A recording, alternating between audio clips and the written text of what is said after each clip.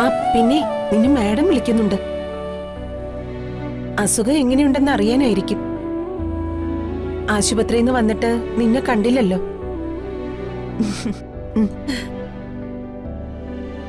അതെ, നീ എന്നെയും ചിന്നുവിനെ അടുക്കളയിൽ സഹായിക്കുന്നൊക്കെ മാഡത്തിന് അറിയാം. അതിന് വേണ്ടെന്ന് പറയാനായിരിക്കും. എന്റെ അഭിപ്രായവും അത് തന്നെയാ. നീ റെസ്റ്റ് എടുക്കേണ്ട സമയമാ ഇപ്പൊ. പിന്നെ ഞാൻ വേറൊരു കാര്യം പറയാം. മാഡം ജോലിയൊന്നും ചെയ്യരുതെന്ന് പറഞ്ഞാ പിന്നെ ഈ വീട്ടിലെ ജോലി ഒന്നും ചെയ്യരുത്. മാഡത്തിന് അത് ഇഷ്ടാവില്ല. അങ്ങനെ നീ ജോലി ചെയ്യുന്നത് കണ്ടാലേ ചിലപ്പോ തല്ലീന്ന് വരും. അതെ, നീ ചെന്ന് മാഡത്തിന് കാണ്.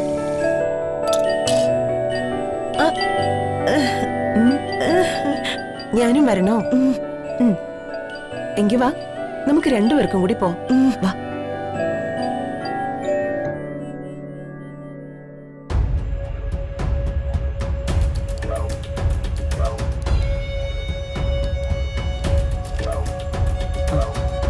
ആ, നിന്റെ അസുഖമൊക്കെ എങ്ങനെയുണ്ട്? ആ, എങ്ങനെ ഉണ്ടായിരുന്നാലും അതിനല്ല നിന്നെ ഞാൻ വിളിപ്പിച്ചത്. നിന്റെ മോള് LLB പഠിക്കാൻ ആഗ്രഹം പ്രകടിപ്പിച്ചിട്ട് എന്റെ ഭർത്താവ് പൈസ മുടക്കി അവളെ പഠിപ്പിക്കാനൊക്കെ പോണെന്ന് പറയുന്ന കേട്ടു.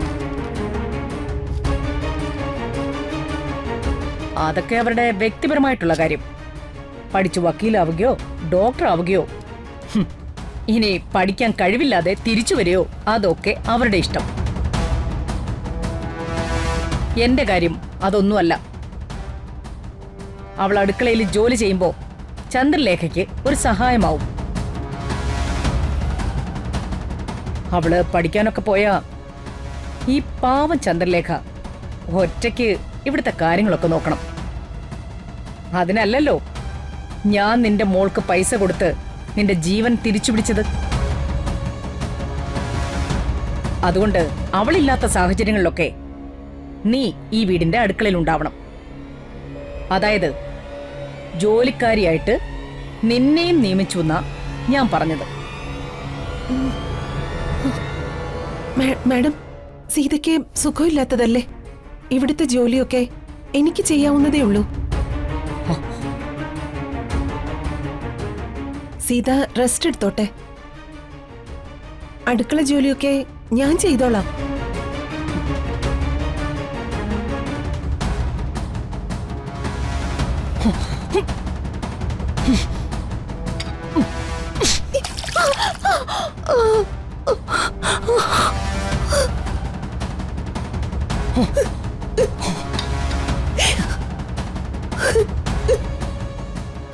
നിന്നോട് ആരെങ്കിലും അഭിപ്രായം ചോദിച്ചോടി? കേട്ട് നിൽക്കാൻ വന്നവള് കേട്ടിട്ട് പോണം. പിന്നെ അതിൽ കയറി അഭിപ്രായം പറയരുത്. സീതയോട് ഞാൻ പറഞ്ഞ കാര്യങ്ങള് സീതയ്ക്ക് മനസ്സിലായെങ്കിൽ പൊയ്ക്കോ.